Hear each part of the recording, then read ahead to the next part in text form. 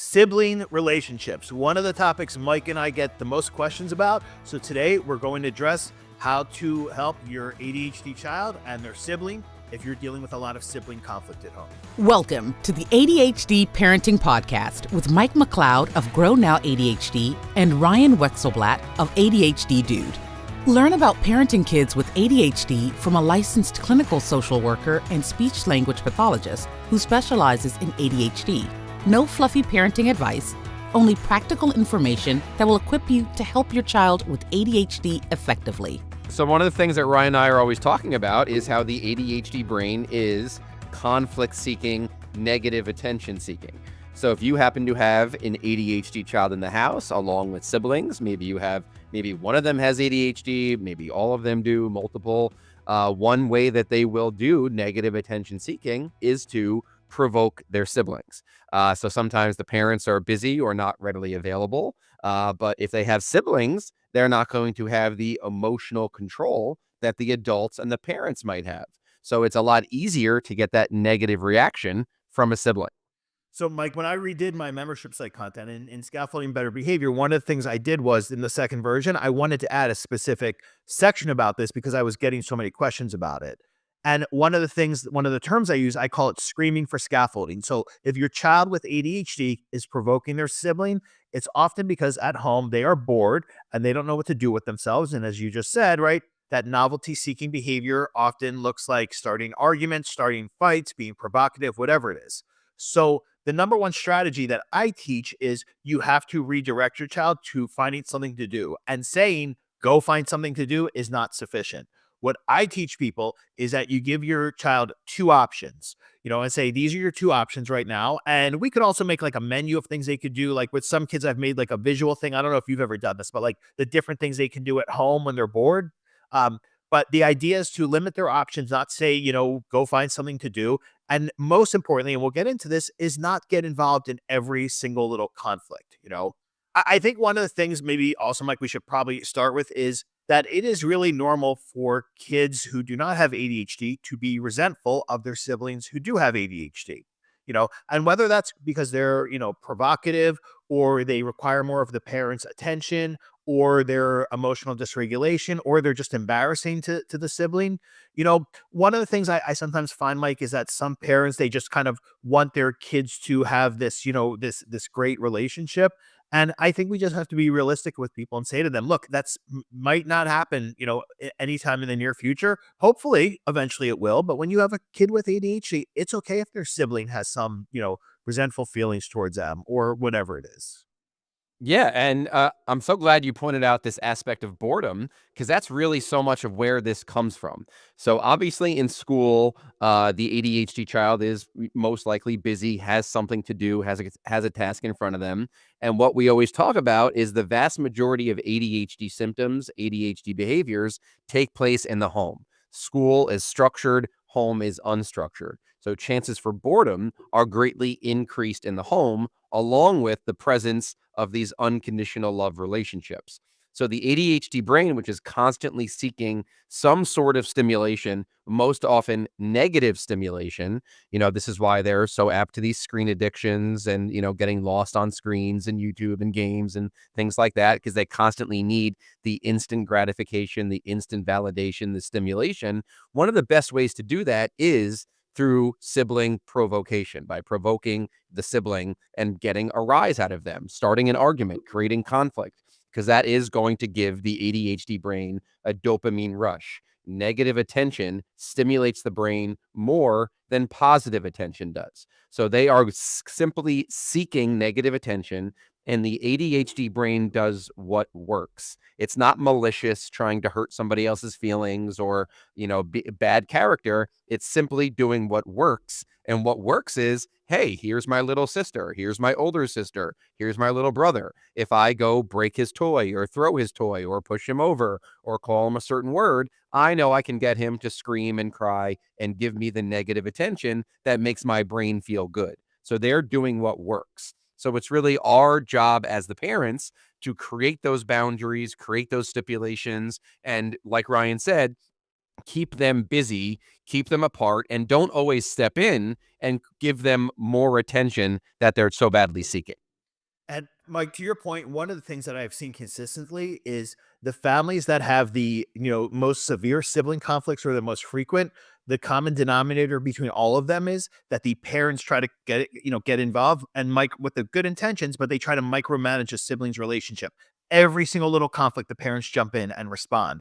And what happens is the kids start using that leverage against each other, right? So they try to get each other in trouble, or when the ADHD child is bored and novelty seeking or conflict seeking, whatever, then they will tell on the other one, or there's so many of these different dynamics here. But the bottom line is, for the more you get involved, the worse it's going to make their relationship. Now, when I talk about this, and I have a video on YouTube about this, people always say, well, what if, my child with ADHD is, hurting their younger sibling? And of course, you have to keep your younger child safe. Okay. But if you try to micromanage their relationship and get involved in every little conflict, or, when one of them calls the other one stupid and you say, can you be nice? Things like that, you're just going to add fuel to the fire, because to Mike's point, you are reinforcing the behavior with your attention or emotional reactivity. Exactly. And this is what Ryan and I talk about all the time, and exactly why parent training is the number one recommendation for ADHD and executive functioning, because parents so often find themselves just using their natural parenting instincts to help their child, end conflict, whatever it may be.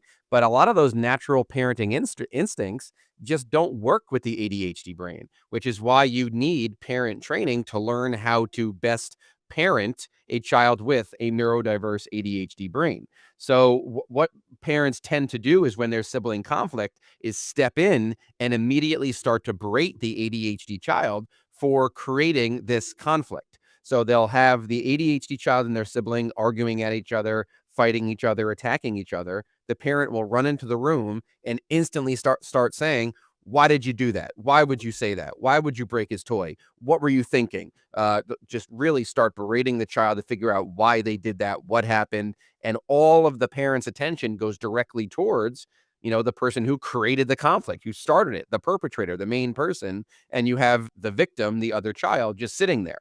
One of the best things to do, because part of parent training is learning how negative attention seeking this brain is, when you do that, you're feeding into the behaviors. You're unintentionally reinforcing this sibling fighting. You're going in there and giving all the attention to the one that caused the problems to begin with. But if you go in there, find the child who was more of the victim in the situation, pick them up, bring them to a different environment, and just start playing with them. Just start talking to them, engage in pleasant, kind conversation with them, get them distracted, have them feel good, and just try to completely ignore what the other child was doing. Don't provide any attention to it. Get them up, walk away.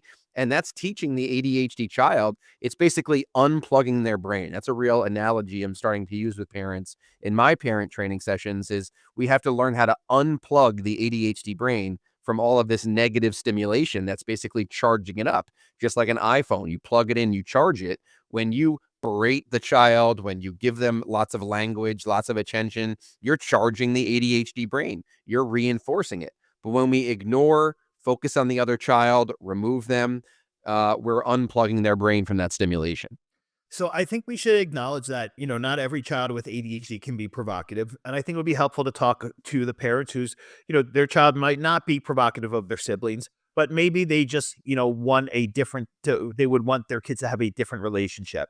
And this is one of the things that I often see with parents of kids with ADHD is they often have very unrealistic expectations of what they want their kids' sibling relationships to look like. And we could even make the argument this is not ADHD specific.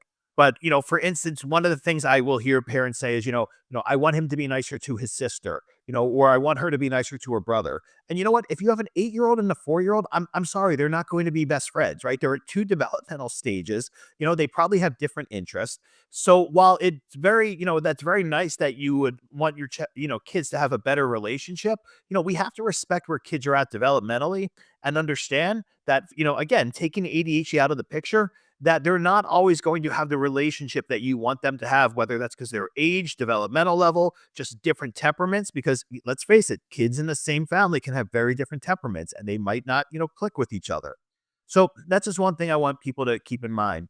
The other thing, Mike, I think is important is, sometimes people will say, how do I help my other child understand that their siblings, ADHD brain? And there is no one concrete answer to that. It really depends on the child's age. But one of the things I also find parents have unrealistic expectations about is that they want to have, these conversations with the child who doesn't have ADHD or the kids who don't have ADHD, and they want those kids to be, empathetic towards the kid with ADHD. And again, just not realistic because, think about this. There's number one, why would I want to be empathetic to somebody who, either gets more attention than I do, right? It takes up more of the family's time, their flexibility, possesses a lot of our, that creates a lot of stress in the family, whatever it is.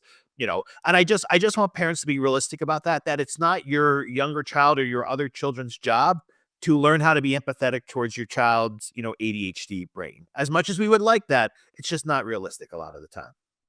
Exactly. I would compare that to like when a parent reaches out and says, "Hey, my child has a screen addiction. Can you please send me some of the research that I can print out and show my child so he can read the research so he'll realize how bad screens are for him?" They're not going to care. That's not realistic. I totally get it. You want your child to understand the research, but they're not going to care. They just love the screens. And it's the exact same thing. They're not going to care about their ADHD sibling. They're dealing with the provocation themselves.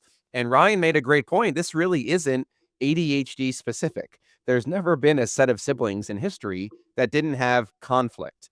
And conflict really is, in so many ways, developmentally appropriate.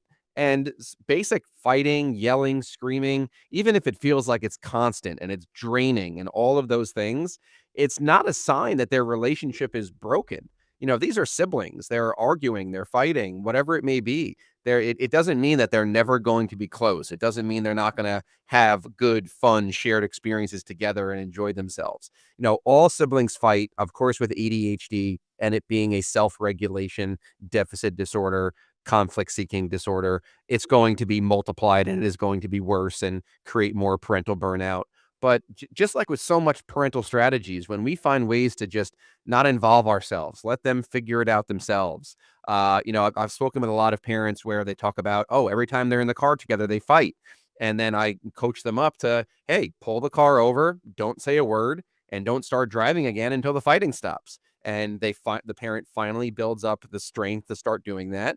And they see a lot of progress. So it's not about your words. It's not about your lectures. Remember, lectures and words don't really go very far with ADHD behaviors. It's really just about unplugging their brain, not providing that attention, keep them busy. One of the best things for the ADHD brain is to get them out and about in their community. They should be signed up for sports and clubs and different things after school. Because if they are home every day after school, sitting in the house, they're going to get bored, especially if they come home and have an hour of screen time. And then what?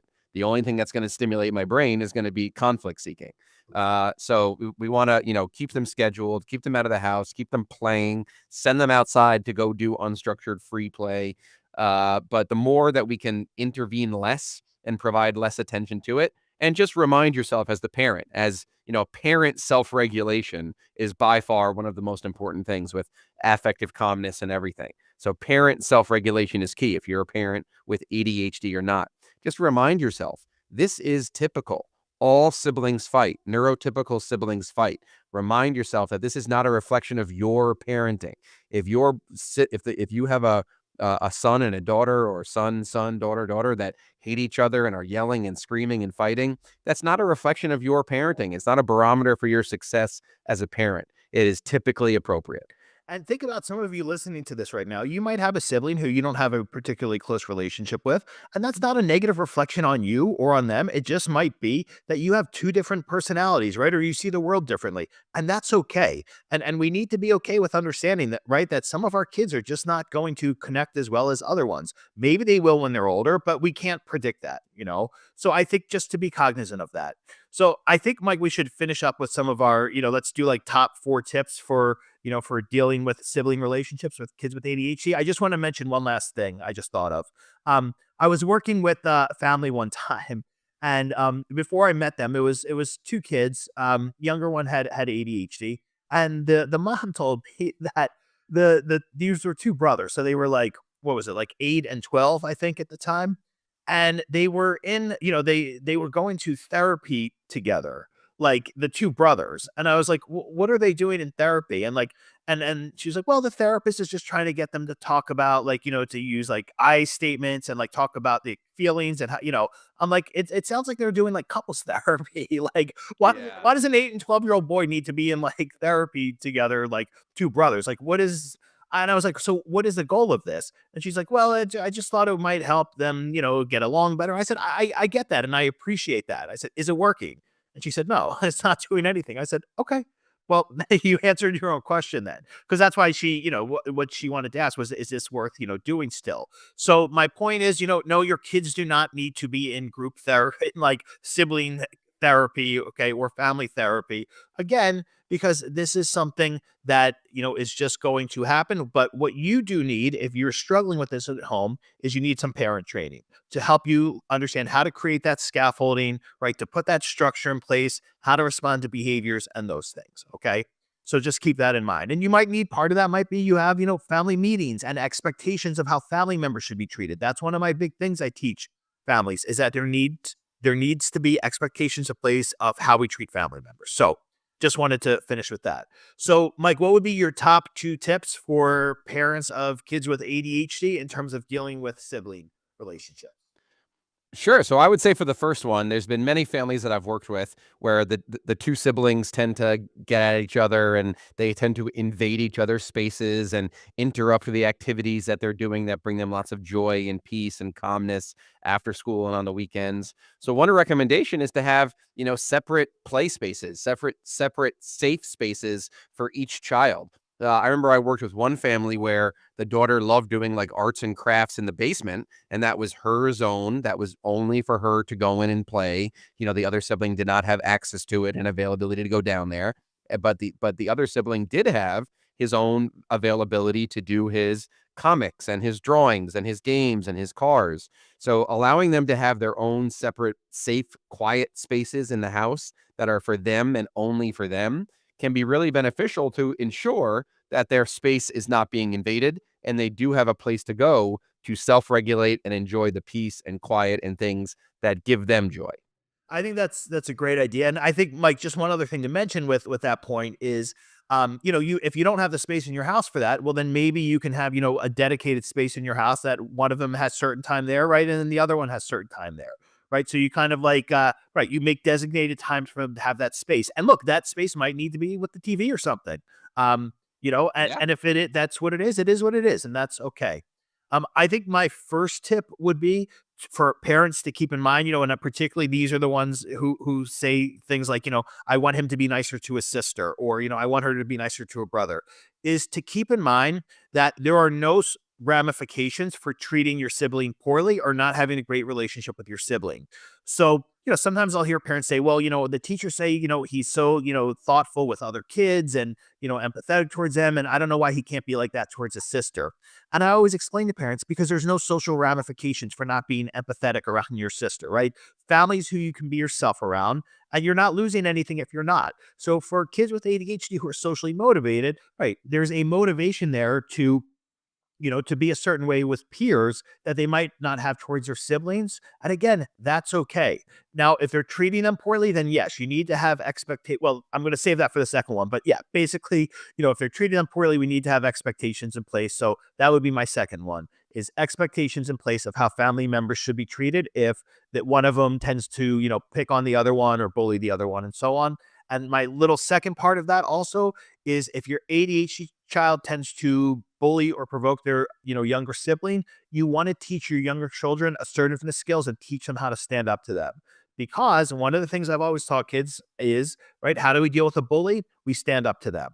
So you need to teach your younger children how to stand up to the sibling. And, last thing I'll mention with this, Mike, yesterday I was speaking with a family and they were, telling me how their, 8 or 9-year-old with ADHD is provocative of his younger brother.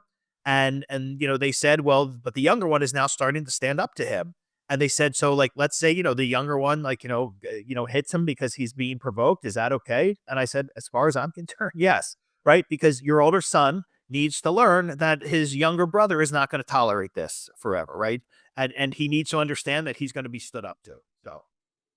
Yeah, yeah. And earlier we talked about how a lot of this bullying and provoking happens during unstructured times. So I've worked with a lot of families that have had success creating more structured tasks. Sometimes, out in public, or experience-based things for siblings to do together. So I've had parents, go to the grocery store and give both siblings a list, and okay, the two of you have to go find these things, come back and put them in the cart. Or they go to, the store, and both the siblings have to order together or prepare things together. Or at home, they have to do chores together. So a lot of the provoking and negative attention comes from the unstructured boredom times when you give them specific tasks and specific experiences to take on together, where it's not unstructured. Sometimes you're out in public where it's much less likely to have behaviors than within the walls of the home.